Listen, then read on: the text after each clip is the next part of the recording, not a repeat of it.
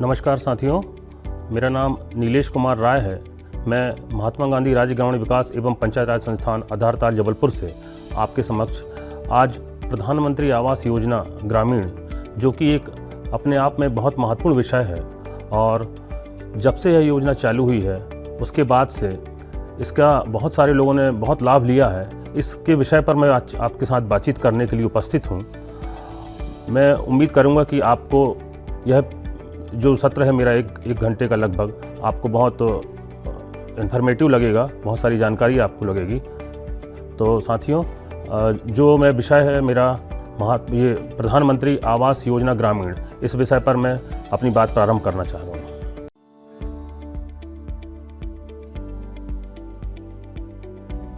सबसे पहले हम इस पे बात करेंगे कि आखिर ये योजना का उद्देश्य क्या है, कब आई है, इसमें किन लोगों को फ़ायदा है और इस योजना को लॉन्च करने के पीछे क्या उद्देश्य रहा सरकार का। अनुक्रमणिका इस कोर्स को हम निम्न मॉड्यूल्स के माध्यम से समझेंगे। मॉड्यूल 1, योजना का परिचय, प्रधानमंत्री आवास योजना ग्रामीण की रूपरेखा और उद्देश्य।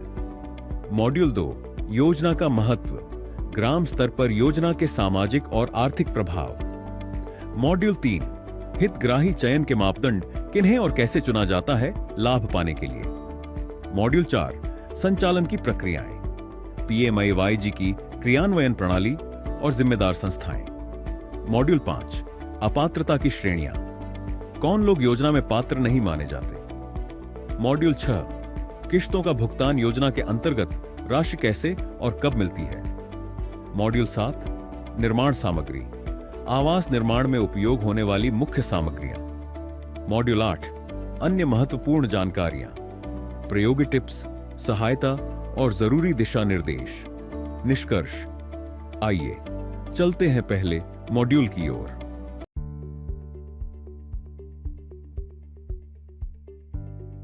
जैसा कि आप जानते हैं, प्रधानमंत्री आवास योजना ग्रामीण ये मध्य प्रदेश शासन के पंचायत एवं ग्रामीण विकास विभाग की स्कीम है।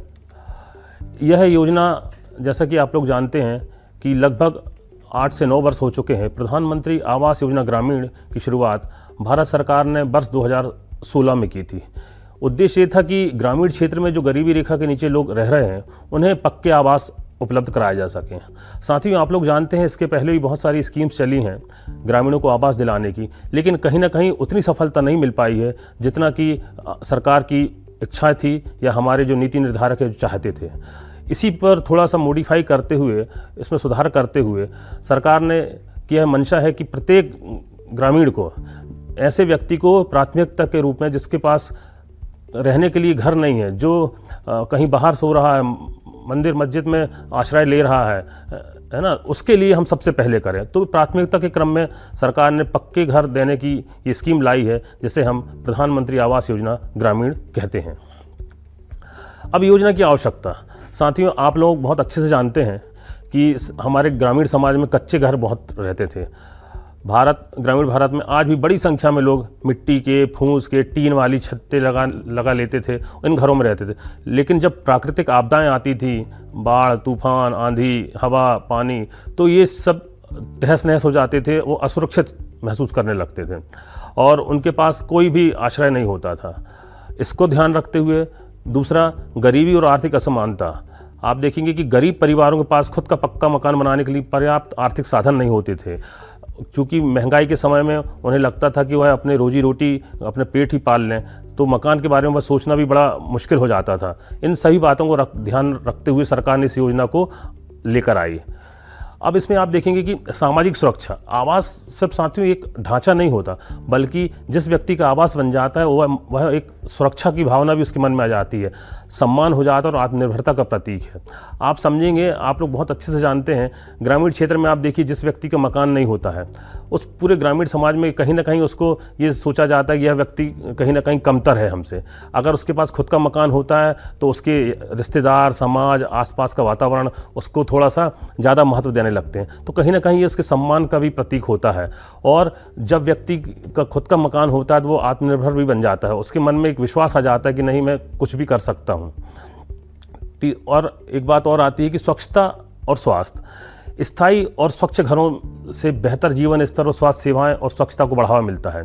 कच्चे मकान रहेंगे, हमारे घास फूस के मकान रहेंगे, उसमें कई तरह के गंदगी भी होती है। फिर समय समय पर बारिश में, ठंड में जंगली जानवर, जीव जंतु, इन सब का आक्रमण हो जाता है, गंदगी ज़्यादा रहती है, जिससे क्या होता है कि धीरे धीरे बीमारियां फैलती हैं, बच्चों के साथ होते हैं, और व्यक्ति इन्हीं में एक तो शारीरिक रूप से टूट जाता है और उनके इलाज कराने में आर्थिक रूप से टूट जाता है। तो जब पक्के मकान रहेंगे तो कहीं ना कहीं इन चीज़ों से भी हम बचेंगे। तो सरकार के इस योजना को लाने के पीछे यह भी एक उद्देश्य था। और मूलभूत बात अगर हम करें तो मूलभूत एक अधिकार है कि एक सुरक्षित आवास व्यक्ति की गरिमापूर्ण जीवन की ओर पहला कदम है। अगर व्यक्ति अपना जीवन गरिमापूर्वक बिताना चाहता है तो कहीं ना कहीं एक आवास भी उसके लिए एक बहुत बड़ी आवश्यकता समझ में आती है। इस मॉड्यूल से हमने सीखा कि ग्रामीणों को पक्के मकान देने हेतु पात्रता, प्रक्रिया और भुगतान प्रणाली की समग्र जानकारी मिली। अब बढ़ते हैं अगले मॉड्यूल की ओर।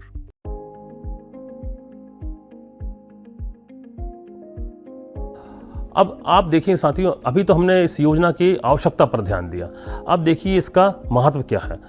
आप हर व्यक्ति को आवास, सरकार का ये कहना था जब 2016 में स्कीम चालू हुई कि यह योजना सबके लिए, हाउसिंग फॉर ऑल के उद्देश्य को पूरा करती है। सरकार ने बोला कि नहीं साहब, हम हर व्यक्ति को, ग्रामीण क्षेत्र में रहने वाले जिनके पास खुद का आवास नहीं है, जो इधर उधर रहते हैं, रात काटते हैं, जिनके पास बहुत दिक्कत में होती है, बारिश में, अन्य सीजन में जो दिक्कत महसूस करते हैं, उनके लिए हम मकान देंगे। इसलिए ये हाउसिंग फॉर ऑल आई। फिर एक आता है सामाजिक समावेशन। इसमें SC, ST, अल्पसंख्यक, अन्य वंचित वर्गों को प्राथमिकता दी गई है। कहीं ना कहीं सरकार का ये उद्देश्य रहा है कि अंतिम पंक्ति के व्यक्ति को, जिसके पास की उतने लाभ नहीं पहुंच पाते, वहां से हम शुरुआत करें, और वहां से जब सैचुरेशन आता जाएगा धीरे धीरे, तब हम ऊपर तरफ प्राथमिकताओं का क्रम में हम आगे बढ़ते जाएंगे। तो ये कहा गया कि पहले हम SC, ST, माइनॉरिटी और अन्य वंचित वर्गों को, जिसमें दिव्यांग, महिलाएं, इनको प्राथमिकता दी जाएगी। इसलिए सरकार ने इसको इसी तरीके से प्रारंभ किया। अगली बात आती है, जब मकान बनेंगे तो साथियों आप जानते हैं कि जब मकान बनेगा तो घर के निर्माण में स्थानीय श्रमिक, जो हमारे यहाँ बहुत अच्छे अच्छे स्थानीय राजमिस्त्री होते हैं, जो हमारे सप्लायर होते हैं सामग्री का, जो बाहर जाके सेंटरिंग का काम करते हैं, वहाँ रेत है, गिट्टी है, बहुत सारी चीज़ें ऐसी होती हैं जो वहाँ का व्यापारी या वहाँ का श्रम, जो वहाँ का कौशल है, जो बाहर जाके अपना काम करता है, उसको स्थानीय स्तर पर रोजगार मिल जाएगा। जब व्यक्ति को स्थानीय स्तर पर रोजगार मिलेगा तो कहीं ना कहीं गाँव की अर्थव्यवस्था, उस क्षेत्र की अर्थव्यवस्था और परिवार के लिए भी यह बहुत महत्वपूर्ण होता है कि उनका व्यक्ति घर में ही रोजगार भी कमाए और घर परिवार का भी ध्यान रखे। तो ये योजना बहुत सारी चीज़ों को लेकर आई हुई है। इसमें एक चीज़ और आप ध्यान देंगे कि महिलाओं को अधिकार, घरों में जब मकान बन रहा है तो सरकार ने कहा है कि महिलाओं के नाम से अगर मकान बनेंगे तो महिला सशक्तिकरण की दिशा में भी एक बहुत बड़ा काम होगा, जिससे उनका सामाजिक और आर्थिक सशक्तिकरण होता है। इसलिए इसमें देखिए आप कि अधिकांश मकान जो हैं महिलाएं उसमें मुखिया के रूप में होती हैं। फिर डिजिटल ट्रांसपेरेंसी की बात कर रहे हैं। इसमें चयन प्रक्रिया आप देखिए, पहले के समय में होता था कि भाई आपस में बैठ के लिस्ट बन गई और चयन कर लिया, लेकिन अब क्या कर दिया है, किसी को कोई दिक्कत ना जाए तो इसमें चयन प्रक्रिया के लिए से लेकर भुगतान तक, मतलब आपका मकान हम क्यों आपको दे रहे हैं और उसमें कितना भुगतान हो रहा है, सारा कुछ ऑनलाइन तरीके से, पारदर्शी तरीके से कर दिया, जिससे कि भ्रष्टाचार में कमी आती है। स्मार्ट ग्रामीण भारत की ओर कदम, अभी हमारी सरकार की भी स्कीम होती है कि हम स्मार्ट सिटी होती है, स्मार्ट डिस्ट्रिक्ट होती है, तो अब स्मार्ट विलेज की भी कॉन्सेप्ट पे हम काम कर रहे हैं। तो यह योजना गाँव में बुनियादी ढांचों के विकास की दिशा में भी एक बहुत महत्वपूर्ण कदम साबित होगा। तो साथियों, अब अभी हमने इसकी आवश्यकता और महत्व पे बात की। अब सरकार लक्ष्य पे हम बात कर लें कि 2022 तक यह था कि हम हाउसिंग फॉर ऑल, हर ग्रामीण परिवार को एक पक्का मकान देंगे। अभी वर्तमान में प्रदेश में जो 2024-25 तक 3,68,00,000 और अतिरिक्त लक्ष्य 2024-25 में 8,21,190 लक्ष्य का आया हुआ है आवास का। और इन सब के बारे में आप जानते हैं कि इसका जो सिलेक्शन है, किनको आवास मिलना है, यह पूरा अभी अब मैंने बात की कि ये ट्रांसपेरेंसी रहेगी इसमें, चयन प्रक्रिया से लेकर भुगतान तक। तो इसमें देखिए हितग्राही का चयन जो है सामाजिक, आर्थिक एवं जाति सर्वेक्षण, जो जिसको कहते हैं ना SECC, social economic caste census, तो इसमें जो 2011 में हुई थी उसके आधार पर किया जाएगा। उस पर एक जो सर्वे हुआ था उसमें सारे एस्पेक्ट पे बात हुई थी। उसके आधार पर जो सूची बनी है उसमें से देखा जाता है, जब ग्राम सभा डिसाइड करती है कि किसको हम पहले प्राथमिकता देंगे। इसमें प्राथमिकता के बारे में भी अपन अभी बात करेंगे, ठीक है। हाँ, अब देखिए प्राथमिकता की बात आ रही है। तो मैं पहले भी बताया था कि सरकार का ये फोकस है कि सबसे पहले हम अंतिम छोर के व्यक्ति को देंगे जो कि वंचित वर्ग है, जैसे SC ST, विकलांग, विधवा, अकेली महिला, वंचित वर्गों को प्राथमिकता दी जाएगी।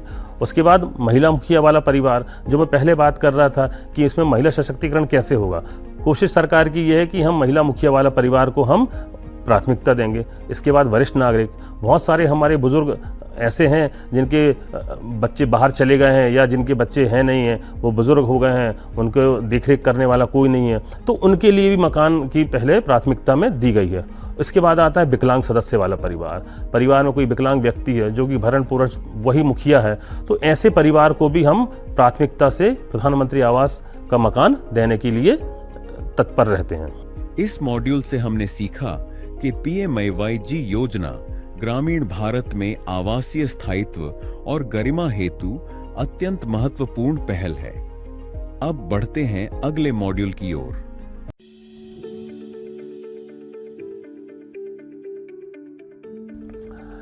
अब साथियों, इसके बाद आप देखेंगे हितग्राही के चयन का मापदंड, जो मैंने अभी पहले बताया कि SECC जो है ना, सामाजिक आर्थिक जाति सर्वेक्षण जो है, जनगणना जो हुई थी 2011, इसके आधार पर वेबसाइट से हितग्राहियों को चयन किया जाता है। प्राथमिकता का क्रम पहली में सभी पात्र आवासहीन, मतलब जिनके पास कोई भी मकान नहीं है, जो रात होती है तो कहीं भी मंदिर में, किसी के दरवाजे में, रोड में, सड़क में, किनारे जहीं भी सोते हैं, तो ऐसे सभी पात्र आवासहीन को देंगे मकान।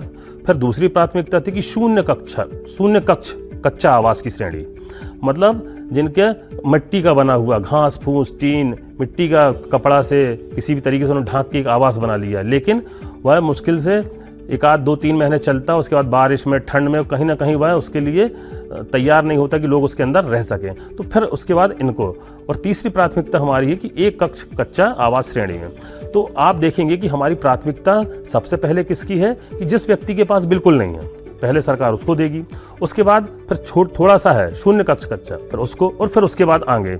इस तरीके से जब हम 2016 से हमारे जो प्लानिंग करी है, तो अभी बहुत सारे गाँव में, बहुत सारे जनपदों में अब सेचुरेशन आ गया है। लगभग हमने टारगेट को पूरा कर लिया, और जहाँ जहाँ टारगेट बचा है अभी भी सर्वे चल रहा है, और 30 अप्रैल 2025 तक यह काम भी आवास प्लस की से किया जा रहा है। इसमें एक प्राथमिकता और रखी गई थी कि सांसद आदर्श ग्राम योजना और प्रधानमंत्री आदर्श ग्राम योजना के अंतर्गत जो चयनित ग्राम हैं, वहाँ पर भी वहाँ के हितग्राहियों को भी, चूंकि यह आदर्श ग्राम योजना की सिद्धांत है कि भाई उसको हम आदर्श बोलना है, तो कम से कम वहाँ पर किसी की कोई भी व्यक्ति ऐसा ना रहे जिसके पास आवासहीन हो, अतः उनको भी हम प्राथमिकता में, ऐसे गाँव को हम इसमें ले सकते हैं।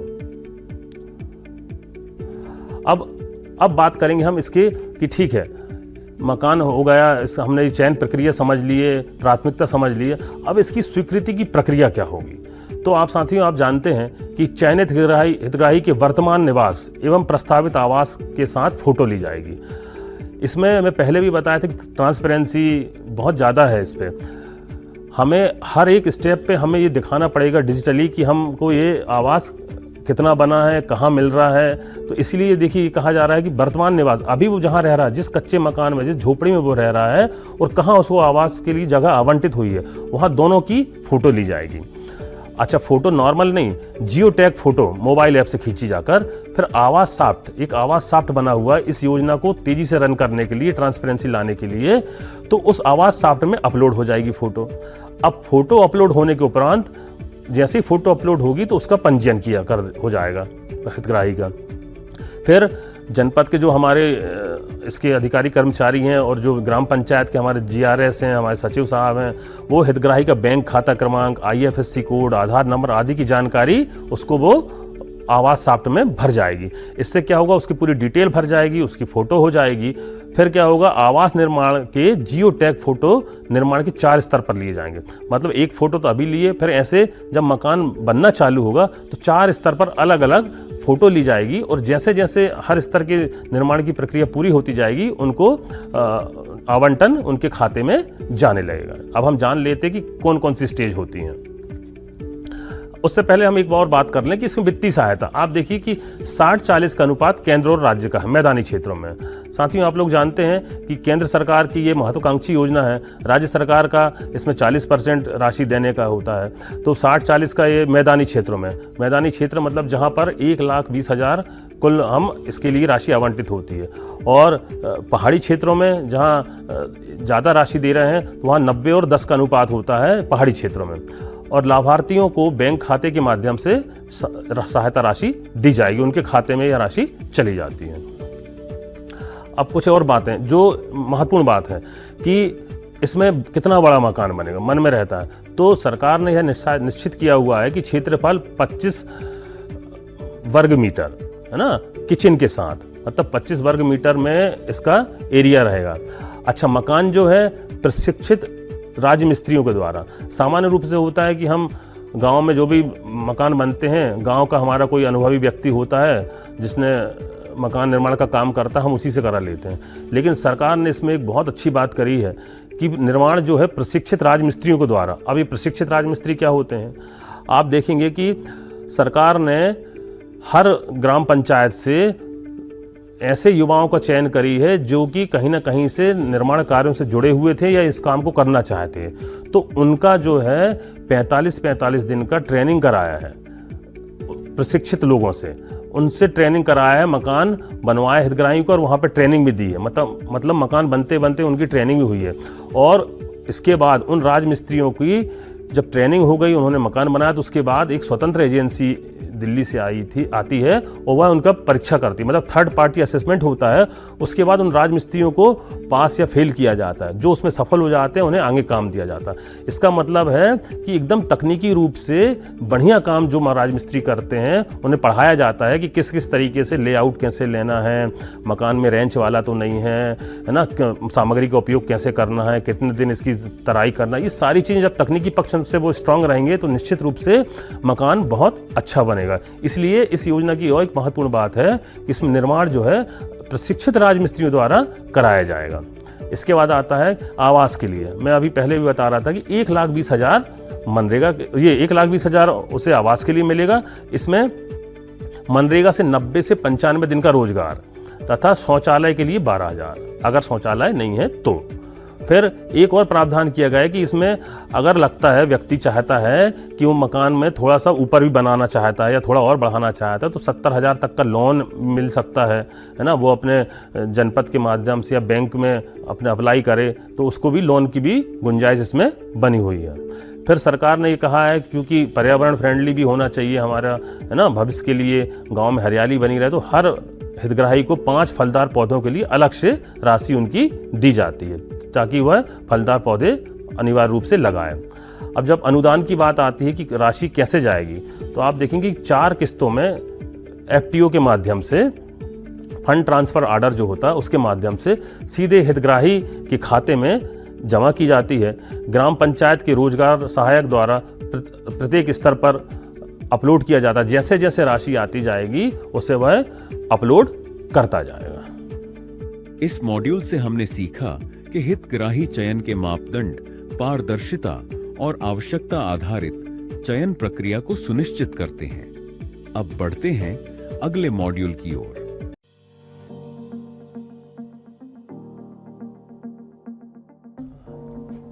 अब इसकी कुछ प्रणाली अपन समझ लेते हैं। प्रधानमंत्री आवास योजना के संचालन में इसमें तकनीकी पक्ष है और ई गवर्नेंस प्रणाली का उपयोग किया गया है, जैसे आवास सॉफ्ट। यह योजना में ई शासन को सरल और सहज बनाने के लिए वेब आधारित इलेक्ट्रॉनिक सेवा प्रदायगी प्लेटफॉर्म है। यहाँ पर आप देखेंगे कि वेबसाइट दी हुई है, आप इसमें देख सकते हैं, वो भी उपलब्ध है। यह प्रणाली NIC के सहयोग से ग्रामीण विकास मंत्रालय, भारत सरकार के ग्रामीण आवास प्रभाग द्वारा तैयार की गई है। इससे योजना के सभी कार्य जैसे लक्ष्यों का निर्धारण, प्राथमिकता का निर्धारण, लाभार्थी को स्वीकृति आदेश जारी करना, आवास की प्रगति आदि इस कार्य को इसी के माध्यम से किया जा सकता है। इसका मतलब है कोई व्यक्ति अगर देखना चाहे कि उसके आवास का, उसने अगर वह आवास चाहता है तो उसको उसको कितने पैसे आ चुके हैं, कितनी राशि आ गई है, उसका एफटीओ जारी हो गया है कि नहीं, कितना काम हो गया है, कितनी जियो टैगिंग हो गई, ये सारी चीज़ें वो अपना देख सकता है। एक आवास ऐप बना हुआ है क्योंकि पूरी योजना में तकनीकी पक्ष में और ट्रांसपेरेंसी पारदर्शिता के हिसाब से सारी चीज़ों को डिजिटलाइज कर दिया गया है। तो इसमें एक आवास ऐप है, यह एक मोबाइल एप्लीकेशन है। इसकी मदद से निर्माण कार्य के दौरान लिए गए आवासों के जब मकान बन रहा है तो जो मकान जिसका बन रहा है उस आवास का जियो टैग में समय और दिनांक वाले स्टैंप वाले फोटो अपलोड की प्रक्रिया को सरल करने के लिए ऐप तैयार किया गया है।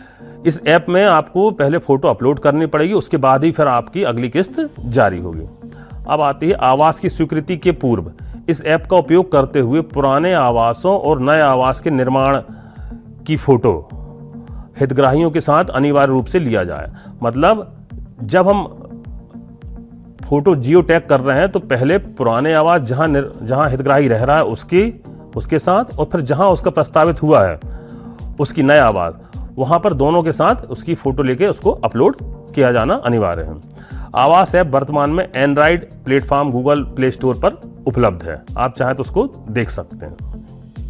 इस ऐप को ऑफलाइन ऑनलाइन दोनों माध्यम से संचालित किया जा सकता है ताकि दूरवर्ती क्षेत्रों में निरीक्षण कार्य में मदद हो सके। अगर नेटवर्क नहीं भी है तो आप ऑफलाइन भी इसका काम कर सकते हैं, क्योंकि बहुत सारी जगह नेटवर्क का इशू रहता है, तो आप वहां पर भी काम कर सकते हैं। इस मॉड्यूल से हमने सीखा कि PMAY योजना के सफल संचालन हेतु केंद्र, राज्य और ग्राम स्तर पर स्पष्ट दायित्व व जिम्मेदार संस्थाएं निर्धारित की गई हैं, जो योजना के प्रभावी क्रियान्वयन में सहायक हैं। अब बढ़ते हैं अगले मॉड्यूल की ओर।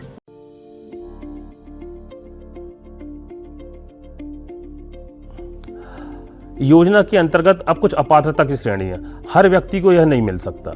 तो ये कहा गया, एक शासन का एक सर्कुलर आया है कि कुछ बातें हैं जो अगर हैं तो हम उनको आवास नहीं दे पाएंगे। जैसे मोटर युक्त 2 पहिया, तिपहिया, चौपहिया वाहन, मछली पकड़ने वाली नाव धारण करने वाला परिवार, कृषि हेतु तिपहिया चौपहिया वाहन धारण करने वाला परिवार, 50,000 रुपये या उससे अधिक की क्रेडिट सीमा वाला किसान क्रेडिट कार्ड का धारक, ऐसा परिवार जिसमें कोई सरकारी नौकरी पर हो व्यक्ति, या ऐसा कोई पंजीकृत गैर कृषि उद्यम वाले परिवार या दुकानदार जिसके पास लाइसेंस हो,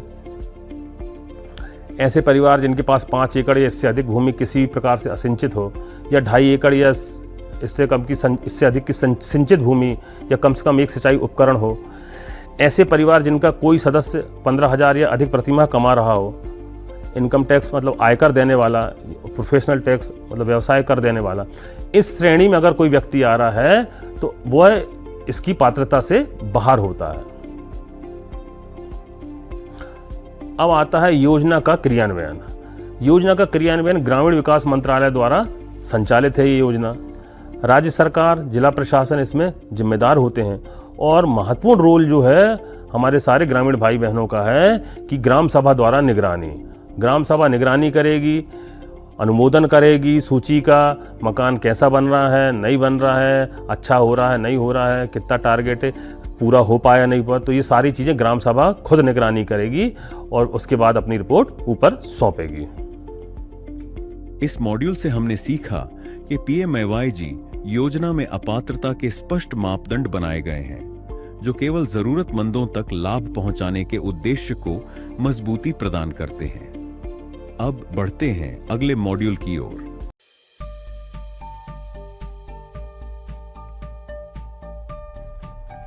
अब किस्तों के भुगतान की बात अपन करें कि कब 4 जो किस्तों की हम बात कर रहे हैं तो जनपद स्तर पर FTO के माध्यम से हितग्राही के खाते में।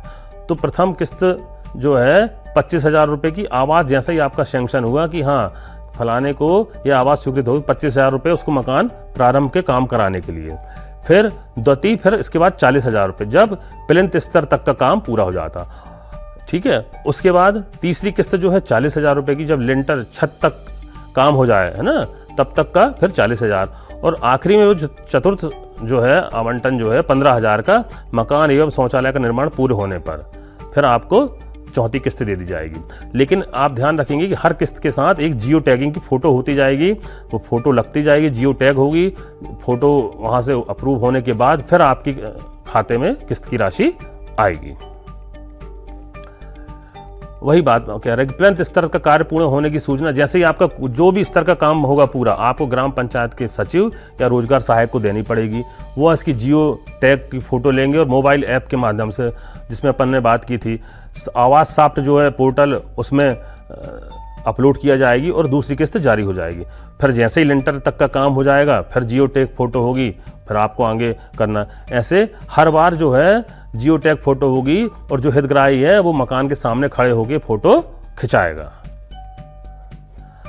अब आवास तो बनेगा, लेकिन सरकार ने ये कहा है कि कुछ बुनियादी सुविधाएं जो हैं होना ही होना है। प्रधानमंत्री आवास साथियों कहते हैं ना, कन्वर्जेंस की बात कर हम करते हैं, अलग अलग विभागों के साथ अलग अलग योजनाओं का एक बहुत अच्छा उदाहरण है। इस पर अपन अभी बात करेंगे। जैसे आवास निर्माण का कार्य कोशिश की जाए कि 6 महीने में पूरा कर लिया जाए। अब इसमें आवास निर्माण में गुणवत्ता के निर्माण की सामग्री जैसे रेत, ईंट, लोहा, सीमेंट आदि लगाया जाए। आवास में शौचालय बनाना अनिवार्य है।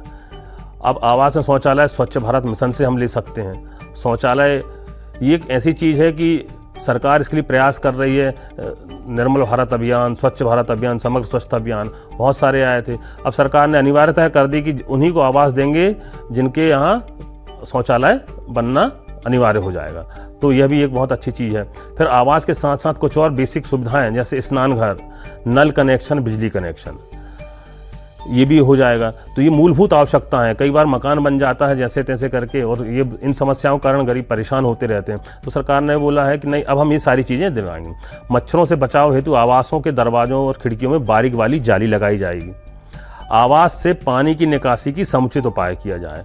कारण है कि अगर पानी जमा रहेगा, मच्छर होंगे, बीमारियां फैलेंगी। बीमारी फैलेगी तो व्यक्ति को फिर आर्थिक रूप से वो कमज़ोर होगा, शारीरिक रूप से कमज़ोर होगा। इसलिए सारी चीज़ों का ध्यान रखते हुए इसमें जो कहते हैं ना कि एक बुनियादी आवश्यकता है, व्यक्ति के जीवन जीने के लिए जो बुनियादी आवश्यकता होती है उनको तो कम से कम इसमें हमको देना ही है। अब मकान जब पूरा हो जाएगा तो आवास पूर्ण होने के उपरांत सामने की दीवार, जो घर बना उसके सामने की दीवार पे 80 बाई 80 सेंटीमीटर का एक लोगो जो आपको दिख रहा होगा, प्रधानमंत्री आवास योजना ग्रामीण, उसमें हितग्राही का नाम, स्वीकृत वर्ष, लागत, ये सारी चीज़ें उसमें लिखी रहेंगी। यह होना भी बहुत अनिवार्य है। इस मॉड्यूल से हमने सीखा कि PMAY योजना के तहत किस्तों का भुगतान चरणबद्ध और पारदर्शी प्रक्रिया के अंतर्गत लाभार्थियों के खातों में सीधे ट्रांसफर किया जाता है। अब बढ़ते हैं अगले मॉड्यूल की ओर।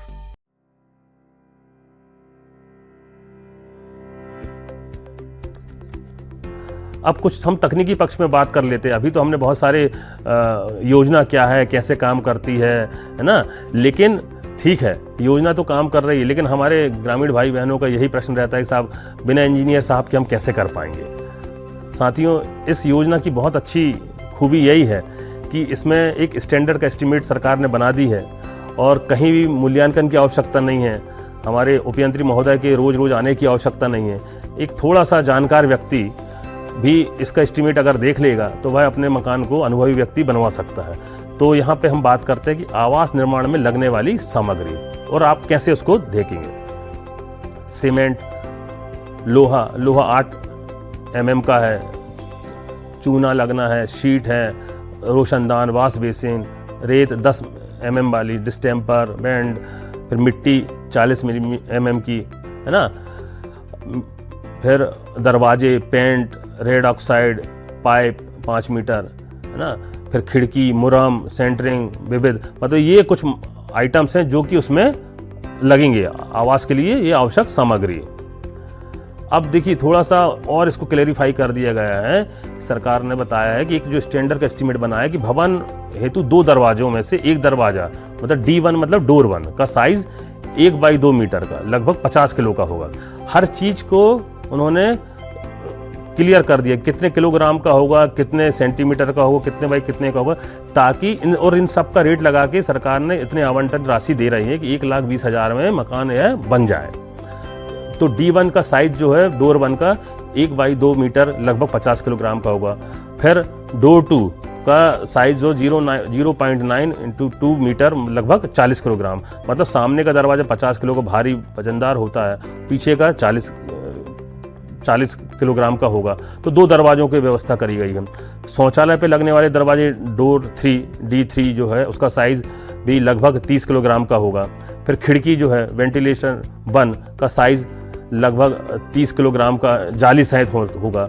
रोशनदान का साइज़ लगभग 0.45 इंटू 0.30 मीटर का होगा।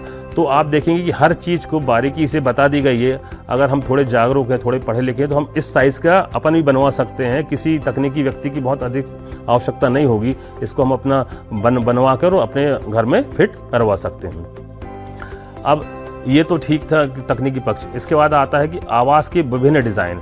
ज़रूरी नहीं है कि हमारा मध्य प्रदेश में हर क्षेत्र में एक जैसे ही आवास बने, इसलिए सरकार ने इसमें थोड़ा सा फ्लेक्सिबिलिटी अपनाई है। मध्य प्रदेश के अलग अलग क्षेत्रों में हर एरिया में लोगों के रहने का तरीके, लोगों की संस्कृति, लोगों के खान पान अलग अलग होता है। उसी हिसाब से रहने की हैबिट के हिसाब से लगभग 9 प्रकार की डिज़ाइन सरकार ने प्रिस्क्राइब करी है कि इनमें से किसी भी तरीके की डिज़ाइन को आप पसंद कर सकते हो। उस पर्टिकुलर क्षेत्र विशेष में ये डिज़ाइन उनके यहाँ चला सकते हैं। तो और दूसरी बात और भी कही गई है कि हितग्राही उसकी पसंद के डिज़ाइन का भी मकान बना सकता है, लेकिन अनिवार्यता क्या है कि प्लिंथ का क्षेत्रफल 25 वर्ग मीटर या अधिक होना चाहिए, 25 वर्ग मीटर से कम नहीं होना चाहिए। ठीक है। फिर छत पक्की अथवा अंग्रेजी कबेलू वाली, जो अंग्रेजी कबेलू होती है ना, खपरे जिसको कहते हैं, उसकी भी रखी जा सकती है। आवास निर्माण जिस स्थल पर प्रस्तावित है वहाँ कार्य करने से पहले लेआउट देना जरूरी है। और फिर महत्वपूर्ण बात यह है कि टीन की छत रखने की अनुमति इसमें नहीं है ना। अब कुछ मैं आपको पिक्चर्स दिखाता हूँ। ये कबेलू वाले, अंग्रेजी कबेलू वाली छत, ये भी हमारे बहुत सारी जगह क्षेत्र जैसे बालाघाट हुआ, सिवनी, इस तरफ काफ़ी महाकौशल एरिया में होता है, और भी अन्य क्षेत्रों में होते होंगे। एक डिज़ाइन ये भी है, ऐसा भी हम बना सकते हैं। ये देखिए, ये कुछ 9 डिज़ाइन जो हैं, इसका साथ ये नक्शे भी बना हुआ है। इसको भी आप देख सकते हैं। कोई भी व्यक्ति, किसी आप राजमिस्त्री को ये देंगे तो इस नक्शे के आधार पर वो इस मकान को बना सकते हैं। एक डिज़ाइन ये है, डिज़ाइन क्रमांक 1। फिर ये देखिए डिज़ाइन क्रमांक 2, इसमें भी दिया हुआ है, दरवाज़ा लगा है, खिड़की है। डिज़ाइन क्रमांक 3, ये जो 9 डिज़ाइन आपको दिया गया है कि आपको जो डिज़ाइन अच्छी लगती हो, है ना। शर्त क्या है, 25 वर्ग मीटर से कम नहीं होना चाहिए डिज़ाइन। इनके अलावा अगर ग्रामीण व्यक्ति चाहता है वो अपने हिसाब का हो तो वह भी बना सकता है। डिज़ाइन क्रमांक 4, ये देखिए डिज़ाइन टाइप 5 नंबर की, ये 6 नंबर, 7, ये सजेस्टिव है ना, सिर्फ सुझाव सरकार ने दी कि ये आप बना सकते हैं। 8 और ये आखिरी 9। ये साथियों, इस तरीके के आवास भी हम अपने बना सकते हैं। और आप लोग निश्चित रूप से अभी बहुत सारे आवास आपके क्षेत्र में बने हों, इन्हीं में से या कुछ अलग भी आपने डिज़ाइन बनाए होंगे, देखा होगा। इस मॉड्यूल से हमने सीखा कि आवास निर्माण में टिकाऊ और स्थानीय स्तर पर उपलब्ध सामग्री के प्रयोग से गुणवत्ता बढ़ती है और लागत में भी संतुलन बना रहता है। अब बढ़ते हैं अगले मॉड्यूल की ओर।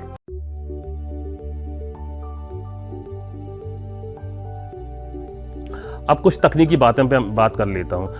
अगर हम एक हितग्राही मकान बनवा रहा है तो जो लेमैन होता है ना, जो गांव का व्यक्ति, वो अपना मकान बनाते समय किन बातों का ध्यान रखे, है ना। बहुत ज़्यादा इसमें किसी से पूछने की आवश्यकता नहीं। अगर वो कुछ एक बातों का ध्यान रखेगा तो निश्चित रूप से वो अपना मकान बहुत अच्छे से बनवा सकता है। ये देखिए, आवास की नींव और प्लिंथ कार्य में हितग्राही क्या देखे। ठीक है, तो प्लिंथ क्षेत्रफल 25 वर्ग मीटर से कम का नहीं होना चाहिए, पहले तो आप देख लें।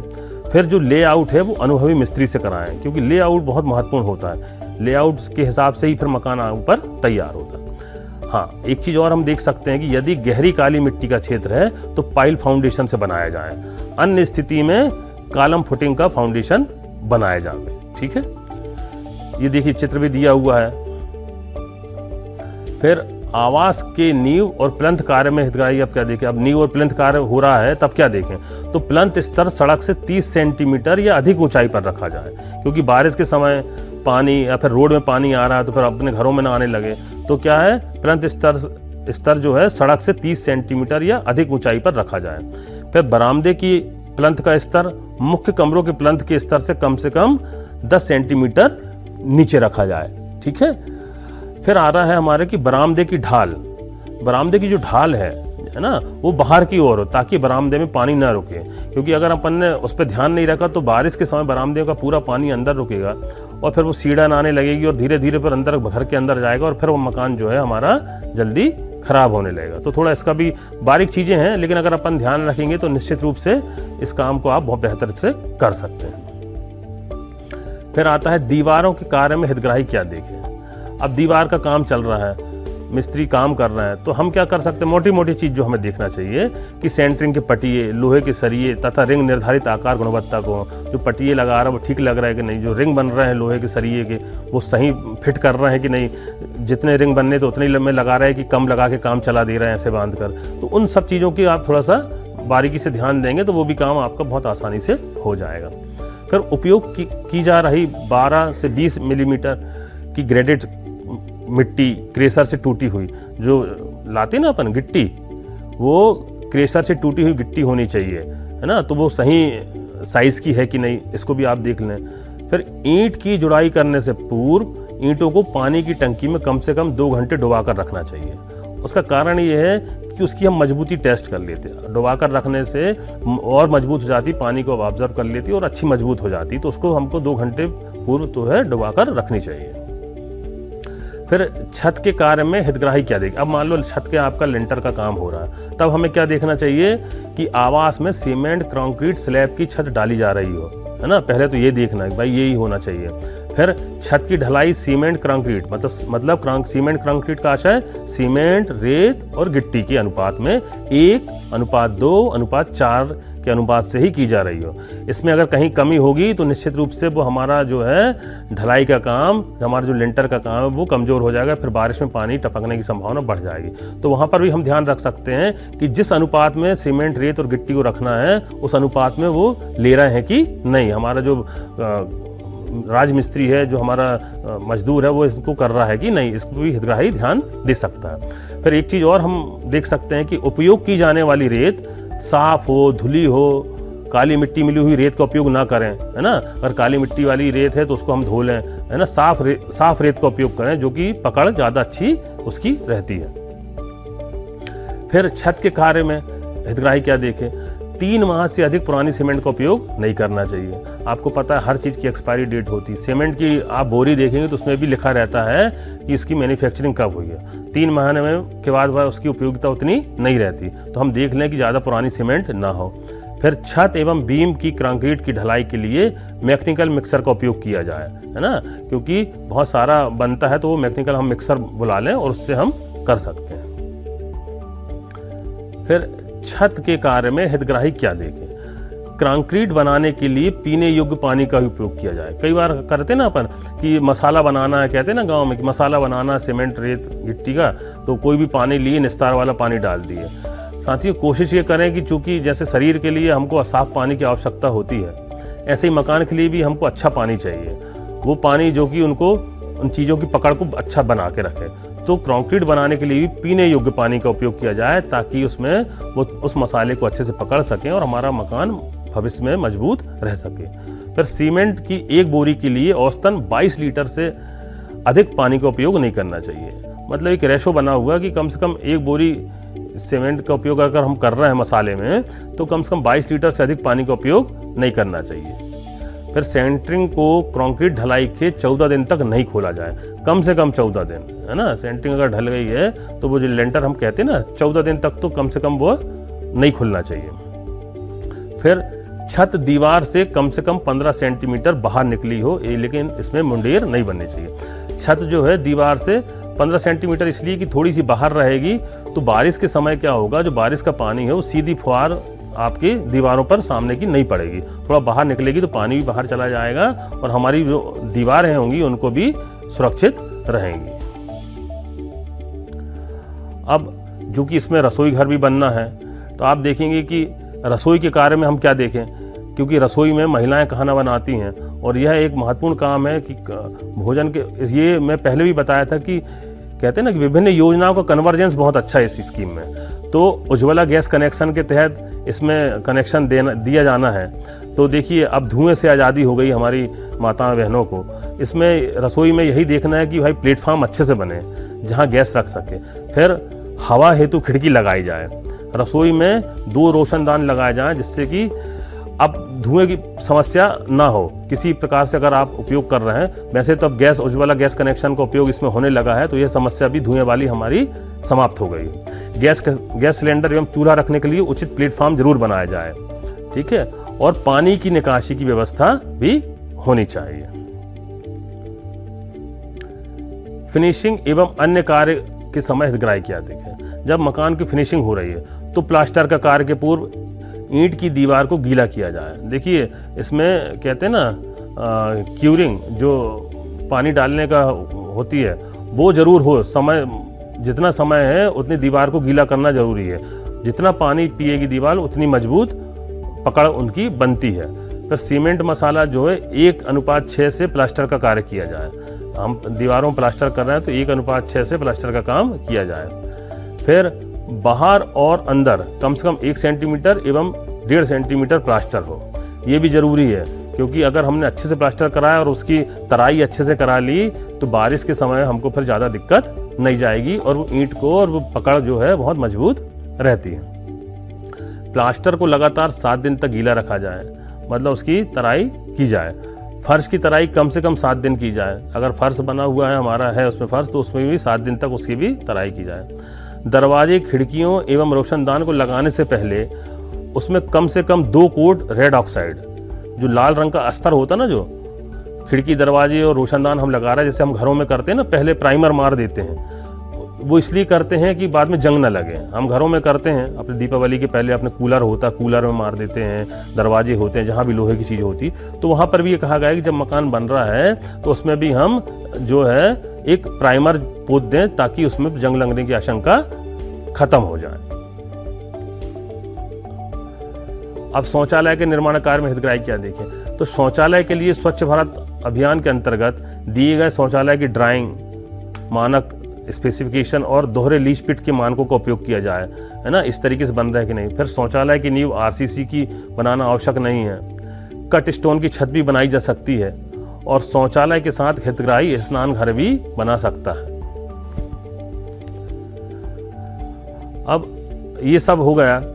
इस पे जो महत्वपूर्ण बात मैं बताया था शुरू में भी कि यह मकान सामान्य मकानों से अलग इसलिए है क्योंकि जो हम सामान्य मकान बनवाते हैं वो वहीं ग्रामीण क्षेत्र में या जो हमारे जान पहचान का अनुभवी मिस्त्री होता है उससे हम कर लेते हैं। लेकिन यह मकान जो है हम राजमिस्त्रियों से बनवा रहे हैं। सरकार ने हर जनपद में, हर ग्राम पंचायत में कुछ राजमिस्त्रियों को प्रशिक्षण देके उन्हें इस मकान को बनाने का काम की जिम्मेदारी दी है। तो आप देखेंगे कि हर जनपद स्तर पर 20 ग्राम पंचायतों पर एक के मान से मास्टर ट्रेनर चयनित कर उन्हें 3 दिवसीय प्रशिक्षण जिला स्तर, मतलब इसमें जिले स्तर का एक मास्टर ट्रेनर, जनपद के सब इंजीनियर्स को ट्रेनिंग दी गई है, विकासखंड स्तरीय मास्टर ट्रेनर द्वारा को भी दी गई है और फिर उनके द्वारा प्रत्येक ग्राम पंचायत से 3 अर्धकुशल मिस्त्रियों को चयन कर उन्हें 6 दिवसीय प्रशिक्षण दिया गया। इसके अलावा भी फिर प्रशिक्षण के दौरान 5 से 6 प्रशिक्षणार्थियों का समूह एक आवास का निर्माण कराया गया। मतलब 5 से 6 हमने जो लोगों को ट्रेनिंग दी है, मैसन को, राजमिस्त्री को, एक हितग्राही का आवास बनता जा रहा है और वहीं पर वो लोग ट्रेनिंग भी करते जा रहे हैं, आवास भी बनता जा रहा है। तो हितग्राही का आवास बन गया, इनको रोजगार मिल गया। रोजगार के साथ साथ उन्होंने मकान बनाने की नई तकनीक सीख लिए, परीक्षा दे लिए, अच्छा सर्टिफिकेट प्रमाण पत्र मिल गया उनको जो निर्माण एजेंसी का। तो इसके माध्यम से वो एक सर्टिफाई कहते हैं ना राजमिस्त्री हो गए। सर्टिफाई राजमिस्त्री होने के साथ ये होता है उन्हें एक प्रमाण पत्र मिलता है कि उन्होंने इन मानक स्टैंडर्ड्स की जो उपयोग किया है और जो एक अथॉरिटी होती है जो थर्ड पार्टी असेसमेंट में वो इस चीज़ में सफल हुए हैं तो उन्हें देश के किसी भी कोने में उन्हें बड़े से बड़े काम निर्माण कार्य मिल सकते हैं। अब आखिरी में बात आती है कि शिकायत निवारण। अगर फिर भी हमें लगता है कि आपके यहाँ कोई काम ऐसा हो रहा है जो आपको लग रहा है कि ये नियम अनुसार सही नहीं हो रहा है या आपकी बात नहीं सुनी जा रही है या जैसा आप चाहते हैं गाइडलाइन जो कहती है उसके अनुसार काम नहीं हो रहा, तो आप अपने ग्राम पंचायत, जनपद पंचायत, जिला पंचायत या जिला कलेक्टर कार्यालय से भी आप बातचीत कर सकते हैं। सीएम हेल्पलाइन भी आपके पास 181 भी है। इन सभी जगह पे आप बात करके अपनी शिकायत को दर्ज कर सकते हैं। इस मॉड्यूल से हमने सीखा कि PMAY से जुड़ी अन्य जानकारियां जैसे सहायता स्रोत, शिकायत निवारण और तकनीकी मार्गदर्शन योजना के प्रभावी क्रियान्वयन में लाभार्थियों के लिए अत्यंत सहायक सिद्ध होते हैं। अब बढ़ते हैं निष्कर्ष की ओर।